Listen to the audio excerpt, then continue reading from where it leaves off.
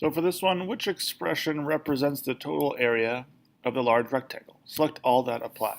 Now remember, if we're trying to solve the area of a rectangle, all we're doing is the length here times the width. So the length of this big rectangle is just 6, whereas the width is these two lines added together, so m plus n. So finding the area, we would take 6 and multiply it by m plus n.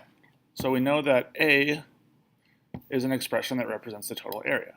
Now a couple of ways we can do the second part. We can either do the distributive property and say, okay, I'm going to be multiplying 6 times the m and 6 times the n to get 6m plus 6n. Or we can look at it in terms of the two smaller rectangles. The area of this rectangle is 6 times m, and then the area of this rectangle is 6 times n. So if we're trying to find the area of the total, we're taking this area and adding it to this area, which would be 6m plus 6n. So remember, with the commutative property, we can switch these around and it doesn't matter which order it's in. 6m plus 6n is going to equal 6n plus 6m.